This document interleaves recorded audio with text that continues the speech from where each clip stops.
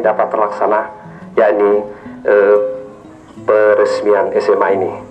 Yang pertama saya ingin melaporkan tentang status sekolah ini, yakni sekolah ini lahir dari sekolah filial atau biasa disebut dengan kelas jauh. Kelas jauh dari SMA Negeri 1 Lambuya, yakni pada tahun 2002. Melalui rekomendasi Bapak Kepala Dinas Pendidikan dan Kebudayaan Kabupaten Kendari, masih Pak Lukman Abu Nawas waktu itu, dengan nomor 120/434/BPK/2002 tanggal 17 Juni 2002. Nah, itulah dasar kami di dalam melaksanakan tugas mengoperasikan sekolah ini. Dan secara kebetulan kami ditunjuk oleh Bapak Kepala Sekolah SMA 1 Lambuya untuk melaksanakan tugas beliau di tempat ini. Dalam perjalanannya perlu kami sampaikan bahwa sekolah ini lahir dari suatu masa yang kesulitan sekali, yakni pada tahun 2002 itu jumlah siswanya adalah 4 orang siswa. Betapa sedihnya ketika pertama kali saya datang dengan menyaksikan siswa 4 orang, sedangkan gurunya semua honor berjumlah 8. Artinya bahwa jumlah guru lebih banyak ketimbang jumlah siswa, 4 berbanding 8. Nah, pada saat itu hampir saya putus asa. Tetapi waktu itu Pak Camat Angata, Pak Arumunanto, Pak Dr. Alus Arumunanto memberi penguatan kepada saya. Laksanakan dulu, di belakang masalah. Saya bilang, apa biaya kita? Pak Arumunanto katakan, kerja saja, biaya secara pribadi saya tanggung. Baik secara pribadi maupun rutin kecamatan, saya akan tanggung segala biaya. Yang penting sekolah ini kamu siap jalankan. Saya bilang siap, saya jalankan.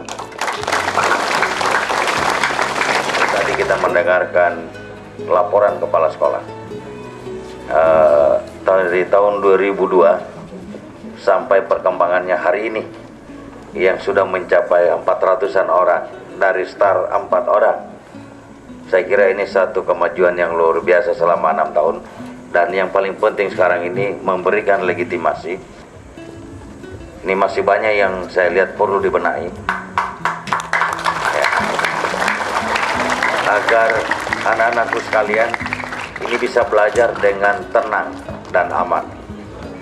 Jadi tidak boleh sekolah terbengkalai, tidak boleh sekolah mungkin dibiarkan begitu saja sehingga tidak menjadi tempat untuk menimba ilmu pengetahuan karena kita kesulitan atau mungkin karena tidak aman setelah kita berada di dalam.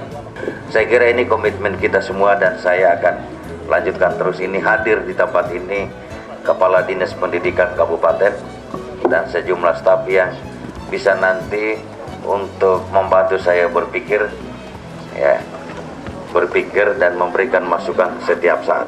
Saya minta untuk semua kita jangan berpikir berhenti, jangan kita puas apa yang ada, tapi bagaimana kita menggali pengalaman kehidupan kita untuk melahirkan satu teori untuk kepentingan anak-anak dan pemerintahan sekaligus kepentingan pembangunan di Konawe Selatan. Pendidikan. Yang pertama, ruang kegiatan belajar atau RKB.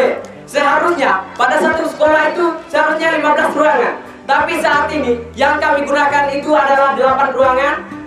8 ruangan, itu pun yang 2 belum selesai. Dan atas daya dan upaya kepala sekolah serta dewan guru, inisiatif Bapak Bupati Konawe Selatan, kasihan laboratorium yang kami gunakan seharusnya untuk praktik dalam biologi ternyata dibagi 2, hanya untuk melayani seluruh siswa yang menuntut ilmu di sini. Sangat berani, saya kira saya sangat bergembira di tempat ini ada seorang siswa yang berani untuk menyampaikan pandangan-pandangan berkaitan dengan perbaikan pendidikan di masa yang akan datang. Dan saya paham di sini kita semua di Angata, di sini lahir, ini ada bakat orasi lah. Ya, ini ada bakat-bakat bupati seperti itu. Siswa sudah bisa belajar menggunakan paling sedikit 8 jam, 1 kali 24 jam.